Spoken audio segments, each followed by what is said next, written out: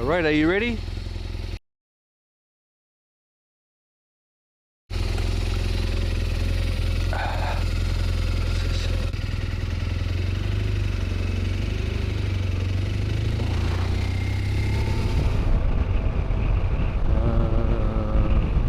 Here, we're here.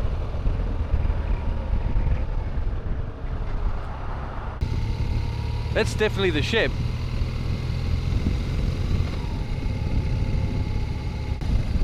Right, champ. Bus station tickets. Welcome to the port of Heraklion. Passenger station. Minoan lines. There's 3. Yep.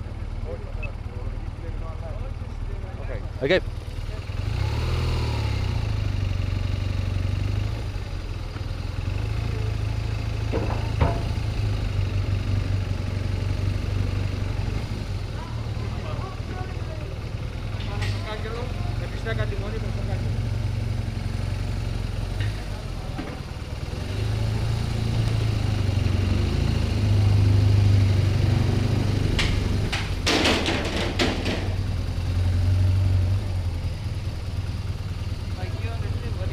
No, no idea, but I think like that. Yeah, it's probably best you just jump off here.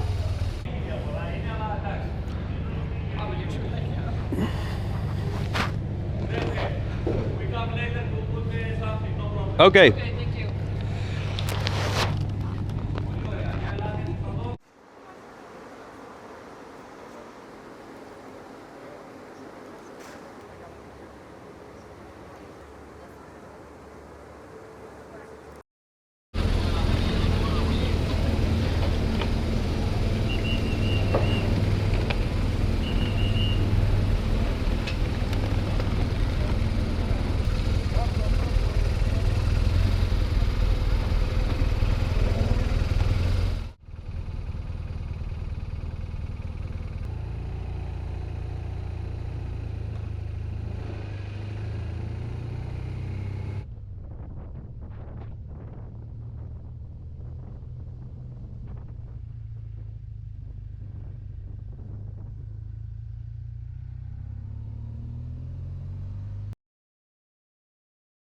Arriving into Santorini felt like stepping into a fairy tale, the kind that knows exactly how to tease you. The island is impressive the moment it rises from the sea, but the real seduction begins once you're on it. That drive up to the caldera, oh my god. A brutally steep road, sharp hairpin after sharp hairpin, clinging to the cliff like it knows how dangerous it is. Absolute dream for any biker. You climb slowly, every turn pulling you higher, closer, building anticipation with each corner. The views flash and disappear, your heart races, and you can feel something big waiting at the top. By the time you arrive, you're already hooked. Honestly, I don't think I've ever had such a thrilling, intoxicating entrance to an island before.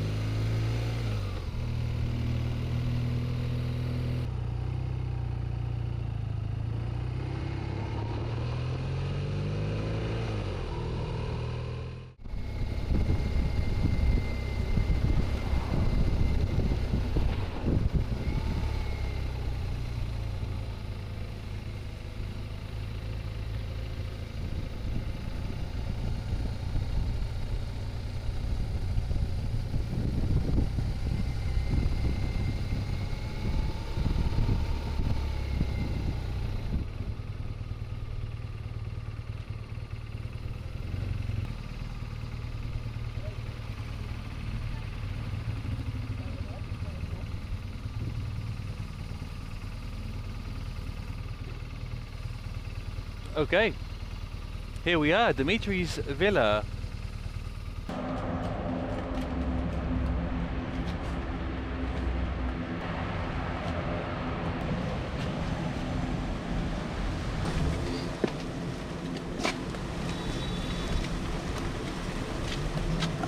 to go for a swim.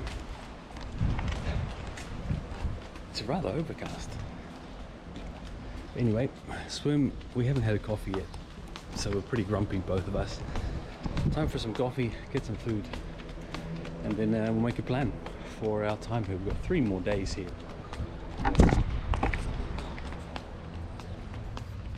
It's a bit grumpy this morning because we left it. No, not really. We just had to leave from Crete early, so we didn't have time for coffee. All right, would you like some coffee? We would. Yeah. What coffee do you prefer? Just a cappuccino, two cappuccinos, please.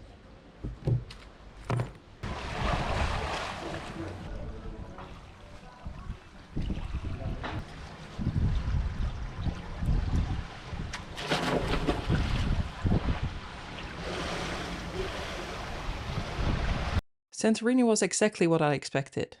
These insanely beautiful cliffs appearing from the ocean all of a sudden, white with blue houses built on the cliff. It's really a stunning view. However, we only had planned for 2 nights on the island, which for the first time in our trip seemed like enough time, as Santorini is quite a small island and there's actually not that much to do. Of course, we explored the beautiful town of Thera.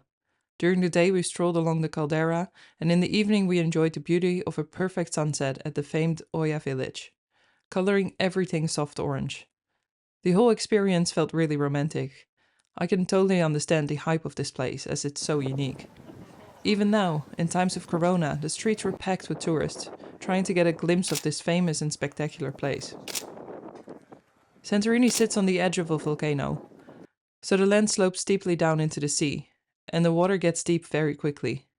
Because of this, it doesn't have the kind of stunning beaches you find elsewhere in Greece, so we mostly swam in the hotel pool. The whole island is quite rough. We went for a few drives around, and it felt almost like we were in a different country, or like we were on the moon.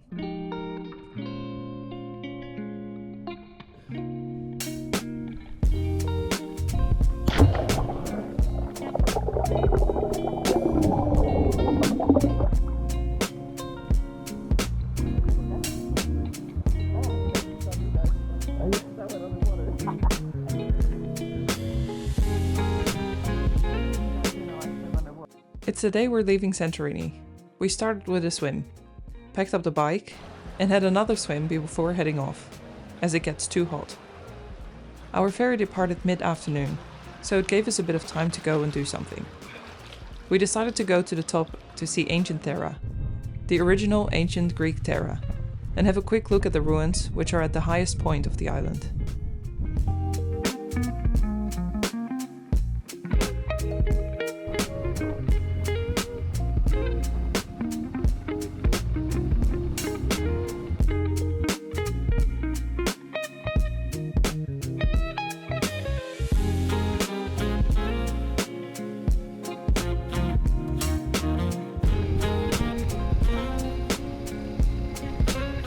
We stopped off at a few more scenic places on the way, and then headed down to the port, where we ended up waiting for quite some time, as our ferry was delayed again.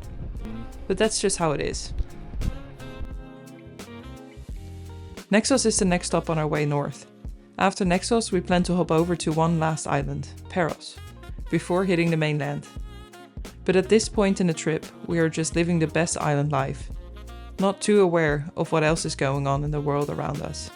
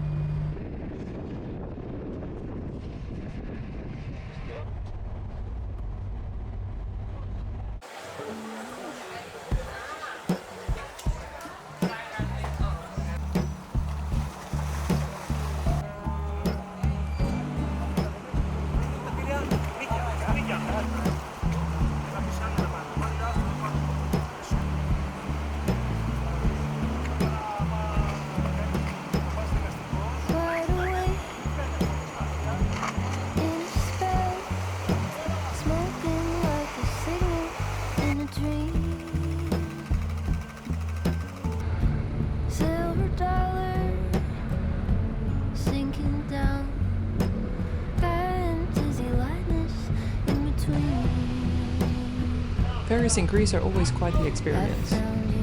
It always seems chaotic, but also calm at the same time. The Greeks know what's going on and are calm. We feel it's chaotic. We are mostly unsure how the loading process works, as it's different every time. We are never quite sure what to do. Greek chaos. But somehow it always seems to turn out just fine. Great calm.